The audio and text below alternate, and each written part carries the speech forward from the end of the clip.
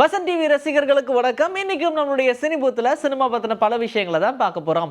நம்ம எல்லாருக்குமே பிரேம்ஜி அப்படின்னு சொன்னாதான் ஒரு நல்ல நடிகரப்பா அப்படின்ற மாதிரி தான் சொல்லுவாங்க. நல்ல ஒரு காமெடியன். அது இல்லாமல் நம்ம எல்லாருக்கும் தெரிஞ்ச மாதிரி வெங்கட் பிரபுடைய தம்பி ஆல்ரெடி கோட் அப்படின்ற படத்தில் நடிச்சிருந்தாங்க. தளபதி விஜய் அவருடைய நடிப்பில் ரிலீஸ் ஆயிருந்த திரைப்படம் நமக்கு தெரிஞ்சதுதான். வெங்கட் பிரபு அப்படின்னு சொன்னாலே எப்படியாவது அவருடைய தம்பி உள்ள நினைச்சிடணும் அப்படின்றதுக்காகவே நிறைய திரைப்படங்கள்ல அவரோட ஃபிளேவராகவே யூஸ் பண்ணிட்டு இருப்பாங்க.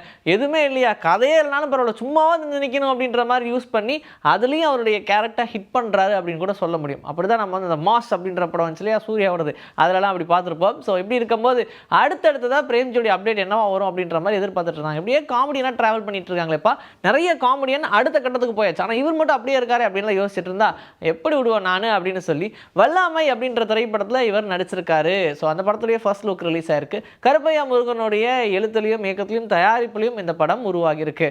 ஸோ ஆல்மோஸ்ட் பார்த்தோம்னா ரொம்ப வருஷமாக சினிமாவில் ட்ராவல் பண்ணிட்டு இருக்கக்கூடிய பிரேம்ஜிக்கு இப்போ இந்த படம் ஒரு பிரேக் த்ரூவா இருக்கும், ஒரு நல்ல கதைக்களத்தோட அவர் வராரு அப்படின்ற மாதிரி தான் சொல்றாங்க. பொறுத்திருந்து பார்க்கலாம். மகிழ் திருமேனியோடைய இயக்கத்துல விடாமுயற்சி திரைப்படம் நம்ம எல்லாருமே இந்த படத்துக்காக தான் காத்திருக்கோம். ஆல்மோஸ்ட் இந்த படத்தோட டேட்லாம் ஃபிக்ஸ் பண்ணதுக்கு அப்புறம் தான் நமக்கு ஒரு நம்பிக்கையே வந்துச்சு. இப்படி இருக்கும்போது இந்த படத்துக்கு யூஏ சான்றிதழை கொடுத்துருக்காங்க. 16 வயசுக்கு மேலே இருக்கிறவங்க இந்த படம் போய் பார்க்கலாம் அப்படின்னு. ஆனால் இப்போ இருக்கிறவங்களாம் எப்படி ஆளுக்கு போய் பார்த்து தான் இருக்காங்க. சரி, அது ஓகே தான். ஆனால் இந்த திரைப்படத்தை பற்றின ஒரு ஸ்பெஷலான அப்டேட் என்ன அப்படின்னா, படம் எங்கெங்கெல்லாம் ரிலீஸ் ஆகுது, எவ்வளோ தேட்டர்ஸ் அப்படின்ற மாதிரி சொல்லியிருக்காங்க. 900 தேட்டர்ஸ் தமிழ்நாடுல ரிலீஸ் ஆகுது அப்படின்ற மாதிரி சொல்லியிருக்காங்க. கேரளாவில் 250 தேட்டரா, கர்நாடகாலையும் 250 தேட்டர்னு சொல்லியிருக்காங்க. ஓவர்சீஸ்லன்னு பார்த்தோம்னா ஒரு 1500 தேட்டரில் ரிலீஸ் ஆகுது அப்படின்னு சொல்லியிருக்காங்க. இது இல்லாமல் அதர் லாங்குவேஜஸ் பார்த்தோம்னா ஒரு 250 தேட்டர்ஸில் ரிலீஸ் ஆகுது அப்படின்னு சொல்கிறாங்க. ஆக மொத்தம் அப்படி இப்படின்னு பார்த்தாலும் ஒரு 3600 தேட்டர்ப்பா அப்படின்ற மாதிரி ரொம்ப ஸ்ட்ராங்காக இந்த விடாமுயற்சி திரைப்படம் ரிலீஸ் ஆகுது.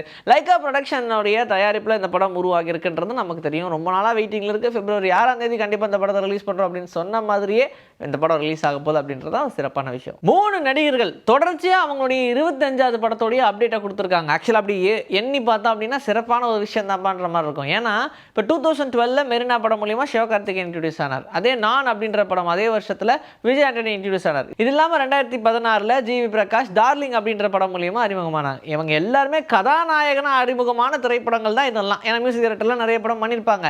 அதே மாதிரி சிவகார்த்திகேயன் குணச்சித்திர வேடங்கள் நடிச்சிருந்தாலும் கதாநாயகனா இன்ட்ரடியூஸ் ஆனார். இப்படியே வரிசையாக பார்த்தோம்னா எக்கச்சக்கமான படங்கள் தொடர்ச்சியாக நடிச்சுக்கிட்டே தான் இருக்காங்க. இதை ஜிவி பிரகாஷ் எடுத்தோம்னா 2016 டார்லிங் அப்படின்ற படம் மூலியமாக கதாநாயகனா அறிமுகமானாங்க.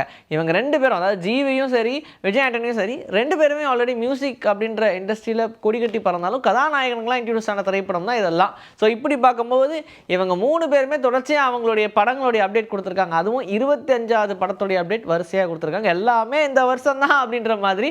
ஸோ அதில் நமக்கு தெரிஞ்சது சிவகார்த்திகேயனுடைய 25வது திரைப்படம் பராசக்தி, சுதா கோங்கரா அவங்களுடைய இயக்கத்தில். இது இல்லாமல் ஜிவி பிரகாஷ் கிங்ஸ்டன் அப்படின்ற படம் நடிச்சாச்சு. அந்த படமும் இதே வருஷம் தான் ரிலீஸ் சொல்லியிருக்காங்க.